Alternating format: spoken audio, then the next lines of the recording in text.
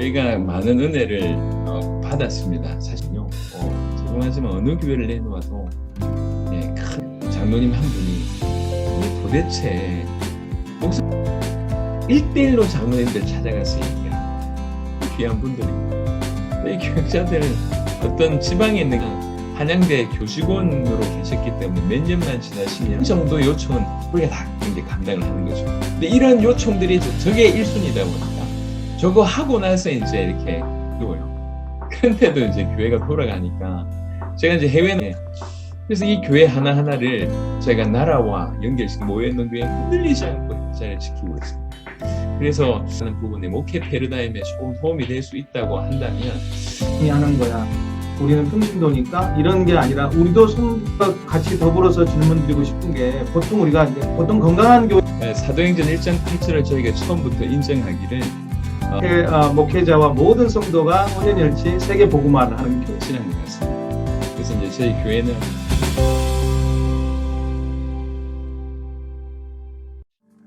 이 시간에는 좀 우리 교회 자랑하는 시간이에요. 교회 우리 성도님들 자랑하는 시간인데 현재 사역을 감당해 오셨던 이야기를 쭉 들어봤고 제가 이해한 바는 좀 목사님 참 대단하시다 생각도 들지만 또 한편으로는 그 복음 가득한 교회에 성도들이 계셨기 때문에 가능했으리라고 생각해요. 그래서 저는 이제 복음 가득한 교회가 그리 크지 않다고 알고 있고 그런데 이 복음화 사역을 위해서 전 교인들과 함께 이제 모든 것을 또 자비량으로 선교원하시고 사역하고 계시다고 들었는데 이 부분을 좀 자세하게 좀 말씀해 주시면 좋겠습니다. 정말 이제 교회가 많은 은혜를 받았습니다. 사실 이제 교회가 처음부터 이런 모습은 아니었고요. 본격적으로 우리 세대 세계복음을 하겠다고 했을 때 어느 시간이 좀 지나니까 너무 이제 약간의 갭이 벌어졌습니다. 저는 뭐 너무너무 이제 해외 사역 다니면서 불이 타고 근데 저희 성도들이 굉장히 헌신도가 높은 분들이거든요. 죄송하지만 어느 교회를 내놓아도 큰 역할을 하실 수 있는 분들인데, 근데 이제 제가 이렇게 하고자 하는 부분하고 너무 떨어지니까, 어느 순간에 어떤 생각이 들었냐면, 우리가 너무 안 맞다. 저는 이분들 때문에 발목 잡힌다. 이런 생각. 또 이분들은 그냥 평범한 또 선하고 좋은 목사님 만나면 재밌고 즐겁게 신앙생활 잘할 수 있는데 저 뭐 이렇게 탱크 같은 목사님 만나가지고 괜히 고생한다 이런 생각이 들어서 제가 사실은 교회 사임을 하겠다고 했었습니다. 이게 당세부 초창기에 제가 개척한 교회를 사임하겠다고 하니까 난 이제 그 퇴직금 이런 거 안 줘도 되고 그냥 내 조용히 나가면 되니까 당신들의 수준에 맞는 당신들하고 잘 이쁘게 할 수 있는 이런 목사님 찾으면 좋겠다 이렇게 얘기하니까 그때 이제 장로님하고 권사님들이 꽤나 적지 않게 좀 충격을 받으시고 좀 많이 우셨습니다. 그러면서 그때가 제가 기억하기로 여름쯤이었는데 목사님 그러면 올해까지만 시간을 달라. 올해까지만. 그래서 이제 제가 올해까지만 그럼 기다려 보겠다 이렇게 얘기를 했습니다.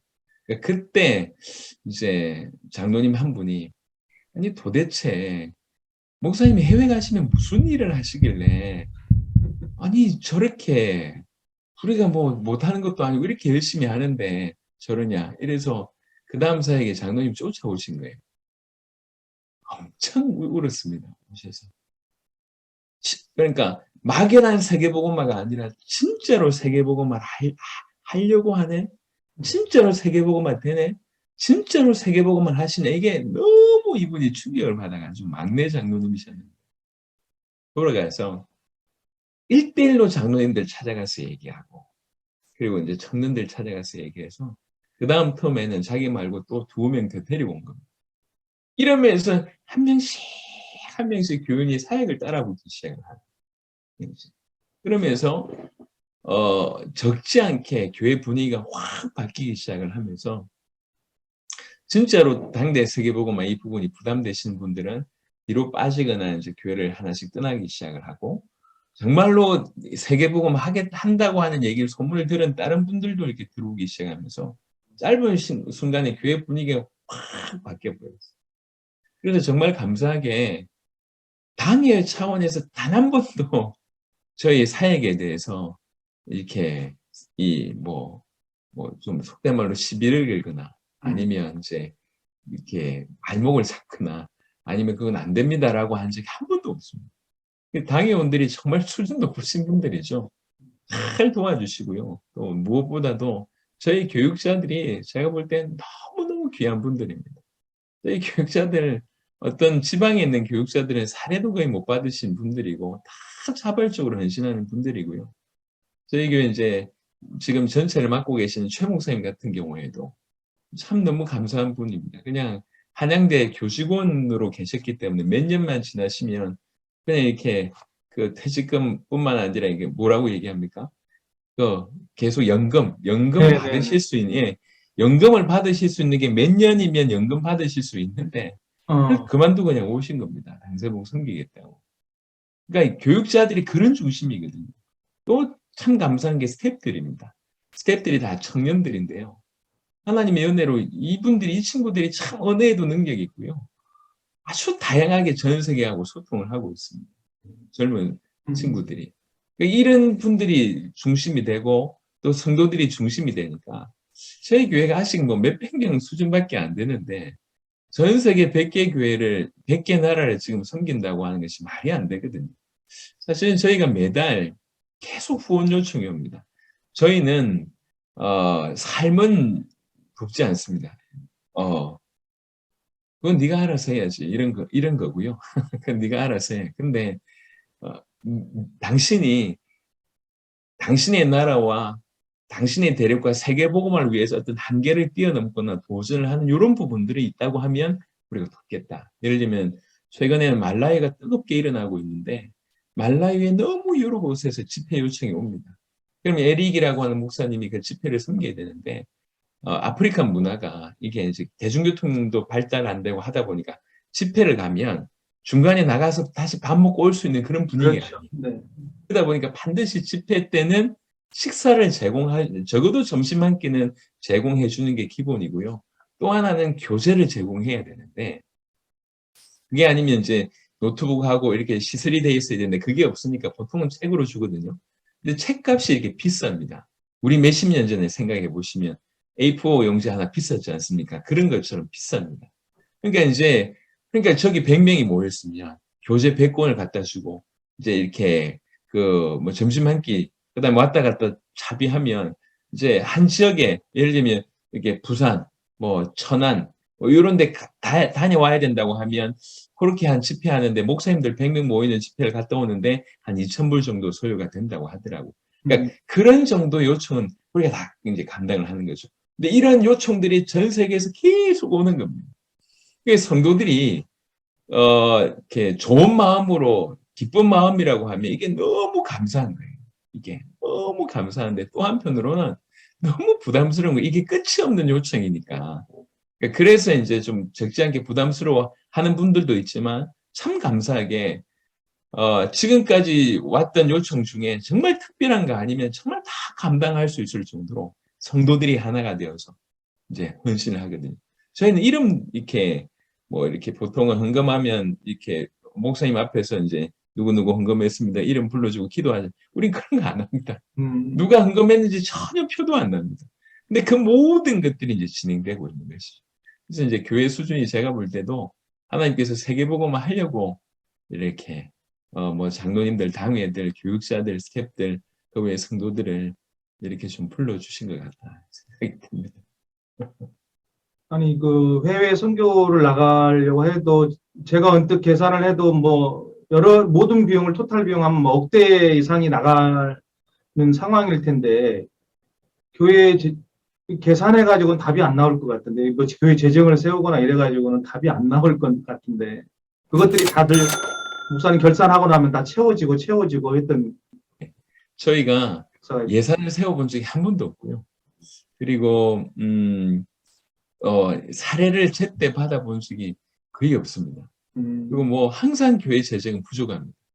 우리는 1순위가 오직 세계복음을 해서 저게 1순위다 보니까 저거 하고 나서 이제 이렇게 사례를 하다 보니까 저뿐만 아니라 최 목사님이나 많은 분들이 우리 장로님들이 너무 수고하지만 늘 1순위가 저쪽이다 보니까 어떤 날은 뭐 전기세가 밀렸다부터 시작해서 물세를 밀렸다 이런 얘기까지 들리는데 그런데도 불구하고 지금 올해 코로나였지 않습니까?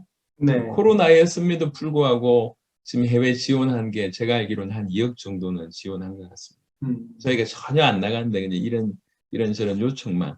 그러니까 하나님의 은혜죠. 목사님 보통 선교팀들하고 어떨 때는 1년 중에 6개월 정도 이렇게 해외 선교 사역으로 나가 계시다고 들었거든요.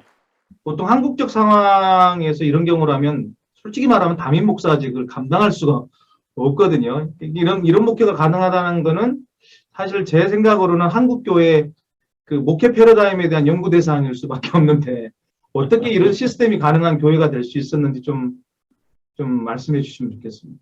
정말 주의 은혜인 것 같습니다. 사실 1년 중에 6개월이라고 하는 것도 좀 충격이지만 한꺼번에 길게 나가는 것이 더 제가 이제 10몇 주를 나가본 적이 있거든요. 12주인가 뭐 이렇게 나가본 적이 있는데 그러면 그냥 연속으로 몇 개월이지 않습니까? 그러니까 이제 한 주 갔다가 다시 와서 한 주 갔다가 다시 와서 한 주 이렇게 해서 6개월이면 어떻게 될지 모르겠는데 그냥 담임 목사가 10주 이상 교회를 비워요. 그런데도 이제 교회가 돌아가니까 제가 이제 해외 나갔을 때 그 얘기 하니까 전부 걱정을 하시더라고요. 교회가 안 무너지냐.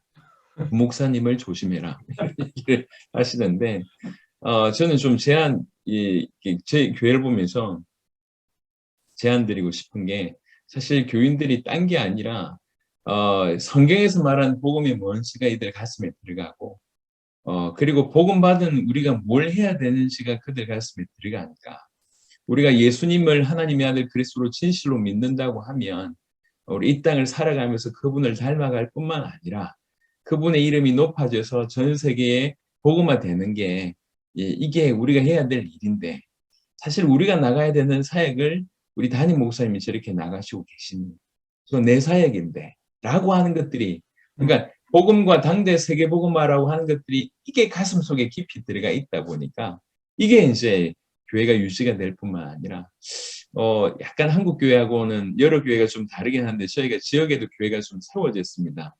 본의 아니게 세계복음화 때문에 저는 지교회 이런 개념을 별로 안 좋아하는 사람인데 어느 날 지역에서 연락이 왔고요. 정말 세계복음화 같이 하고 싶습니다. 목사님하고 함께. 이런 분들이 연락이 와서 기도하는 중에 그렇지. 그래서 이제 울타리 안에 열 몇 개 교회가 있지만 전부 행정과 재정이 독립된 교회입니다. 그러니까 보통의 교회와 교단의 약간 중간의 어떤 입장인데 그래서 이 교회 하나하나를 저희가 나라와 연결시켜 주어서 부산교회는 쿠바를 감당하세요. 상원교회는 콜롬비아를 감당하세요. 그러니까 처음부터 교회 존재 이유가 한 나라 살리는 교회. 이렇게 돼서 이제 지금 인도를 받고 있는데 그 지역의 교회 같은 경우에 제가 코로나 터지고 나서 한 번도 못 갔습니다. 2년을 못 갔어요, 2년을. 2년을 못 가도 한 명이 모이는 교회, 10명이 모여있는 교회, 뭐 몇십 명이 모여있는 교회 흔들리지 않고 그 자리를 지키고 있습니다. 그래서 제가 볼 때도 한국 교회라고 하는 부분에 목회 패러다임에 조금 도움이 될 수 있다고 한다면 이 부분을 조금 깊이 있게 좀 강조하고 싶습니다. 딴 게 아니라 복음 자체 그리고 주님 다시 오신다고 하는 세계 복음화가 가슴 속에 들어가니까 이게 양과 어떤 목자의 개념이 아니라 동력자의 개념이 되다 보니까 한 것 같습니다. 그래서 목사님, 예, 맞습니다. 목사님에게 듣다 보니까 이게 동역자의 개념, 같이, 이거 선교는 목사님들이나 아니면 선교사님이 하는 거야. 우리는 평신도니까 이런 게 아니라 우리도 동역자로서 부르심을 입은 자로서 이렇게 선교 같이 해야 되는 그런 어떤 의식들이 성도들 속에 그렇게 또 훈련시키셨다는 생각이 들어지는데요. 그래서 이것과 같이 더불어서 질문드리고 싶은 게 보통 건강한 교회 하면 한국 교회에서 선교지향적 교회라고들 많이 부르지 않습니까? 선교지향적 교회. 아까 성경적 복음 목사님 또 말씀하셨는데 성경적 복음이 아니라 성경의 복음하고 차이를 말씀하셨듯이 선교지향적 교회라기는 복음가족 교회는 그렇게 부를 수 있는 교회가 아닌 것 같아요. 그냥 선교교회, 교회는 선교, 선교는 교회 이런 느낌이 들어요.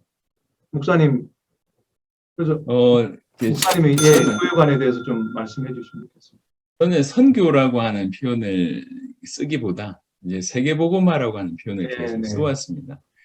사도행전 1장 8절을 저희가 처음부터 인정하기를 그렇지 예루살렘 온 유다 사마리아와 땅끝은 단계가 아니다. 보통은 단계로 이해해서 내 교회를 부흥시키고 내 지역에 영향을 끼치고 우리나라에 영향을 끼치고 세계로 가겠다 이런 생각을 하시는데 그렇게 해서 세계 간 사람이 그렇게 많지는 않습니다. 제가 이해하기로. 그러니까 세계복음화는 처음부터 교회와 같이 가는 것이다. 그러니까 교회의 존재의 이유가 사도행전 1장 8절의 어떤 그런 부분들로 이렇게 이해를 한다고 하면 당연히 교회는 세계복음을 위해서 이렇게 가는 곳이다. 그 안에서 하나님께 예배를 드리고 또 많은 부분들이 그 안에서 일어나겠지만 결국 이 교회를 통해서 전 세계를 살려야 되니까 교회는 세계복음화 하는 곳이다. 세계복음화 해야 된다. 이게 이제 처음부터 들어가 있습니다. 그러다 보니까 선교 많이 하는 교회라고 하는 개념보다는 그냥 세계복음화 하는 교회 네. 이렇게 이제 이렇게 우리 얘기는 들어와 있고 바깥에서 볼 때는 저 교회가 선교에 좀 특화되고 선교를 많이 한 교회다 이렇게 보실지 모르겠지만 저희는 뭐 선교 많이 한다 이런 개념보다는 전도와 선교를 다 포함해서 교회는 세계복음화 해야 될 곳이다. 교회를 통해서 세계가 살아나야 된다. 요게 이제 더 들어가 있기 때문에 그래서 이제 저희는 여튼 제가 이해한 바 저희 교회가는 이렇습니다. 네, 네. 그래서 제 생각에는 조 목사님 같으면 파송 선교사를 하셔도 세계 복음화를 위한 파송 선교사를 해도 될 것 같은데 굳이 그걸 안 하시고 담임 목사로 계신 이유가 뭘까 이런 고민을 했었거든요. 지금 제가 좀 그 답이 나왔습니다. 해결이 됐습니다. 네. 목회자와 모든 성도가 혼연일치 세계 복음화를 하는 교회. 예, 그렇게 정리가 됩니다. 근데 이제 이건 실질적인 고민인데요. 실질적인 게 성도들, 교회 안에 있는 성도들에게는 나름 다양한 관심들도 있을 것 같고, 욕구, 니드도 있을 것 같아요. 사람마다 다 또 천차만별이기 때문에. 근데 우리 세대의 이 세계 복음화라고 하는 방향으로 전체를 모아내서 가기는 정말 쉽지 않은 과정들이 있었을 것 같고, 지금도 담임 목사님으로서 우리 세대 세계 복음화를 완성하기 위해서는 교회 목회적인 부분에 있어서 이제 스트러글링도 있을 것 같아요. 목사님 고군분투하는 모습도 있을 것 같고. 근데 그렇다고 해서 조 목사님 성향상 이 신념으로 볼 때 절대 이런 이 복음화하는 부분을 빼놓고 이렇게 타협하실 분은 아닌 것 같아요.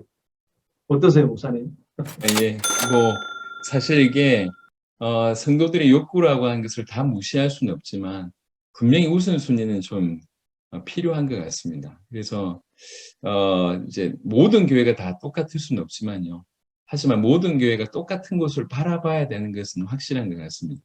그래서 이제 저희 교회는 무엇보다도 복음과 주님의 다시 오심이라고 하는 우리 세대 세계복음화로 간 것이 분명한 가치의 절대적인 기준으로 자리 잡은 상태에서 그 다음에 뭔가 그 안에서 필요한 요구들을 이제 해나가는 것이 옳다는 생각을 아직은 하고 있고 그래서 그 부분들을 지금 계속 인도를 받고 있는 중에 있습니다.